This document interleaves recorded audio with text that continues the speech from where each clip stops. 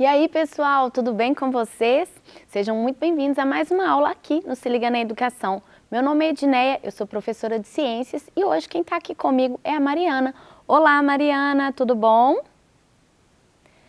Bom, pessoal, nós vamos continuar falando sobre células. As nossas aulas anteriores, elas mostraram pra gente as diferenças entre células procariontes, células eucariontes e hoje nós vamos falar de células, só que quando elas estão reunidas, formando uma estrutura muito especial que é denominada de tecido.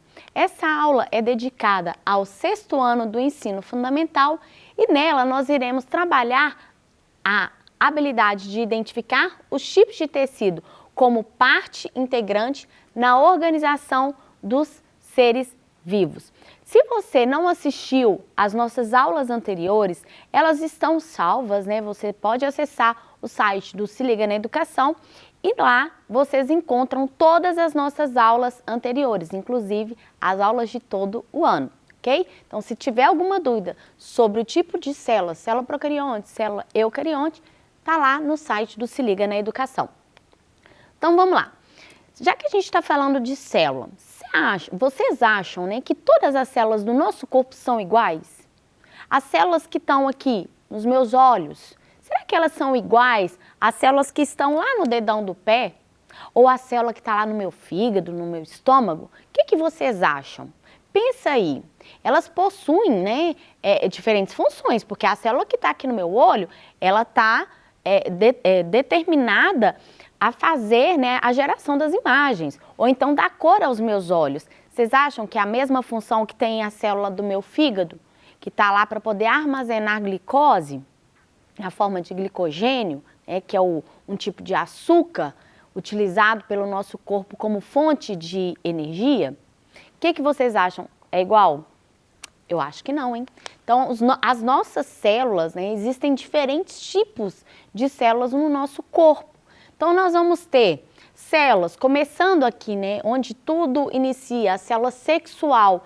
Então, nós, seres humanos, nós temos a célula masculina, gamética masculina, que é o espermatozoide, e a feminina, que é o óvulo. Quando elas se juntam, elas vão formar, então, um zigoto que vai dar origem, mais para frente, ao embrião, formando feto, criança e por aí vai, Então, essas células são células especializadas. Olha como elas são diferentes uma da outra. A célula feminina tem um formato arredondado. A célula masculina, ela tem uma cauda, um flagelo que vai permitir ela locomover para chegar até a célula feminina, adentrando dentro do útero. Mas nós vamos ter diferentes tipos de células sem ser essas daqui.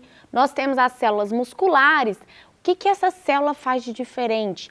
Ela contrai e relaxa, o que permite que nós façamos os movimentos. Então, se a gente consegue andar, se eu consigo fazer um movimento de flexão ou extensão, isso é devido à contração desse tipo de célula aqui, que são as células musculares. Elas possuem fibras, elas são células mais alongadas, o formato delas, é alongadinho, que permite, então, com que ela contraia e relaxa, expandindo, Nós vamos ter células adipócitas. O que é isso? Célula adipócita, célula de gordura, pessoal.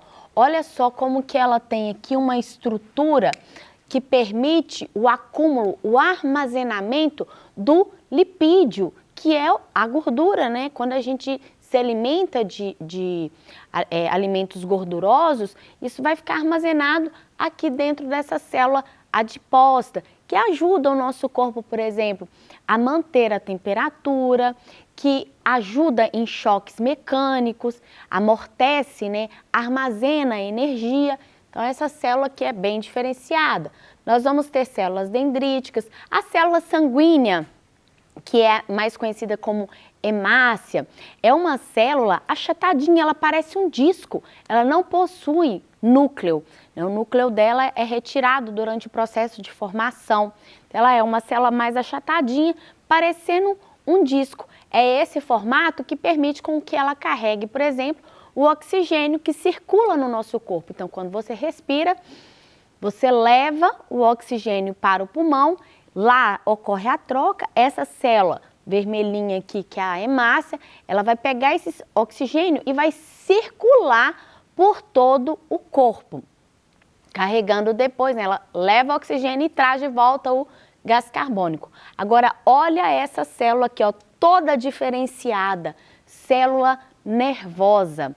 Ela tem um corpo celular, que eu brinco muito com os meus alunos e falo que é a cabeça, e tem o corpinho aqui, ó, que é chamado de axônio. E nas pontinhas, a gente tem as terminações do axônio que irão permitir os impulsos elétricos. O que é isso? Tem eletricidade no nosso corpo? Mais ou menos, né, gente? Aqui a gente tem um impulso elétrico passando, porque essa célula é a célula nervosa, ela é responsável por enviar os comandos de ação para o nosso corpo. Então, por exemplo, se todo o nosso sistema nervoso é formado por esse tipo de célula diferenciada aqui. Ela é a única capaz disso. Eles se comunicam, né? Um neurônio, que é o nome dessa célula aqui, vai se comunicar com outro neurônio. E detalhe, essas células são as únicas no nosso corpo que você nasce com elas, elas desenvolvem, mas o número que você tem dessas células é limitado. Elas não são capazes de regenerar.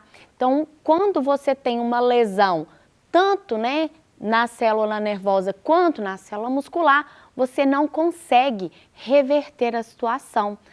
Quando ocorre um acidente, por exemplo, que a pessoa fica paraplégica, quando ocorre perda muscular, né, como a esclerose múltipla, de distrofia, nenhum delas, até então, não é possível a gente chegar a reverter o quadro. Por quê? Porque essas células, elas não nascem novamente no nosso corpo. Ao contrário das outras, né, que tem um ciclo de vida, às vezes de 10, 30 dias, cada uma vai ter um prazo determinado no nosso corpo.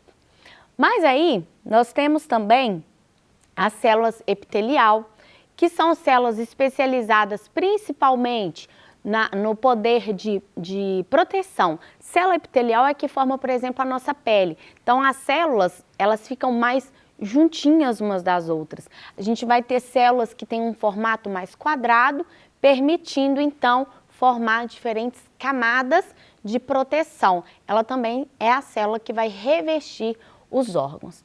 Aqui, por último, a gente tem as células imunes, células imunitárias, linfócitos e etc. Nos últimos 2 anos, nós ouvimos falar muito do nosso sistema imune, correto? Devido à pandemia do coronavírus. Então, o que essa célula tem de diferente? Nós temos diferentes células imunitárias. A gente tem linfócito, a gente tem neutrófilo, macrófago. Cada uma delas vai atuar de uma forma. O linfócito vai ser responsável, por exemplo, pela produção dos anticorpos. O que são os anticorpos? São as proteínas de defesa do nosso corpo. Quando você toma uma vacina, por exemplo, o seu corpo irá produzir anticorpos contra determinada doença, determinado patógeno. Então, essas células aqui são extremamente importantes para o nosso corpo, para manter, né, a nossa saúde. Elas protegem, é como se fossem o nosso exército de batalha. Bom, todas as células que eu falei para vocês, elas vão ter funções diferentes e formas, como eu mostrei, mas de acordo com o local onde elas se encontram. Elas já são pré-determinadas, né? Ela tem lá no material genético dela o que ela vai ser futuramente. E aí, quando elas se juntam, então quando elas ficam ali aglomeradas, elas vão formar as estruturas que nós chamamos de tecidos. Então, o que são tecidos? Conjuntos de células que trabalham em equipe, ou seja, elas possuem funções semelhantes. Vejam aqui um exemplo que eu coloquei de uma equipe trabalhando junta, remando. Se um desses remadores aqui, um desses atletas, estivesse remando para um lado e toda a equipe para o outro, não tem um equilíbrio, né? A célula também funciona dessa forma. Todo mundo tem uma função específica para formar o tecido, e aí elas vão trabalhar juntas, em conjunto, para que ocorra, então, a execução da função na qual ela possui. Bom, então nós temos diferentes células no corpo e por isso nós vamos ter também diferentes tecidos. Se as células já possuem formatos diferentes, quem dirá os tecidos que elas vão formar, correto? Então nós vamos ter células musculares formando aqui pra gente tecidos musculares diferentes. A gente tem tecido muscular estriado, a gente tem tecido muscular liso, nós temos o tecido muscular cardíaco, que está presente somente aqui no coração, responsável pelos movimentos do batimento cardíaco. Nós vamos ter, coloquei para vocês aqui, um único órgão é capaz de ter diferentes tecidos, diferentes células nesse mesmo órgão. Então, no estômago, né, nós vamos ter tecido muscular não estriado, nós vamos ter tecido epitelial. Olha a diferença daquele tecido epitelial que eu mostrei lá no início, que as células eram quadradinhas, para esse tecido aqui que as células são mais compridas, colunares, porque de acordo com a região onde essa célula está, ela vai ter uma forma e uma função diferente. Então, esse tecido é responsável pelo revestimento, ele forma uma parede ali, delimitando esse órgão. Nós vamos ter tecido sanguíneo, por quê? Porque o tecido sanguíneo vai levar nutrientes, oxigênio, vai retirar aquilo que a célula não precisa mais, ou seja, as excretas da célula, o gás carbônico, e vai levar isso então na corrente sanguínea para os rins, para ser filtrado, ou então para o pulmão, onde ocorre a troca dos gases, oxigênio pelo gás carbônico. Mas a gente tem também tecido nervoso. Por que o tecido nervoso está aqui? Vejamos, quando a gente vai comer, o estômago ele realiza movimentos de contração, que a gente chama de movimentos peristálticos. Começa aqui no esôfago, do esôfago desce para o estômago e fica aquele movimento. Você consegue até sentir em determinado momento o movimento desse órgão. Esse movimento, pessoal, por mais que seja contração e relaxamento do tecido muscular, quem está dando o comando, quem está chegando com a ação e falando assim, tecido muscular, faça isso, são as células do tecido nervoso. Então, os neurônios eles vão chegar, comunicar e determinar a ação para o tecido muscular realizar aquilo que ele precisa. E por fim, a gente tem aqui o tecido conjuntivo. O tecido conjuntivo, ele é um tecido que serve mais para preencher, ele preenche os espaços dos demais tecidos que estão formando esse único órgão.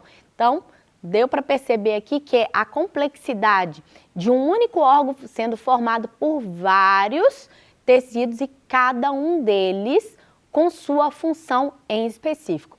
Um vai buscar e levar nutrientes, oxigênio, um vai delimitar, proteger, um vai chegar com um comando falando, olha, movimenta, ou então fala para a célula liberar o HCl. E aí nós vamos ter diferentes tecidos formados por diferentes células que formam, ao final, esse órgão. Bom, continuando aqui. Quais as tarefas, né, que as células realizam em equipe? Então, como eu mostrei para vocês, cada célula vai ter uma função diferente. E cada uma delas vai executar essa função da maneira como ela foi programada.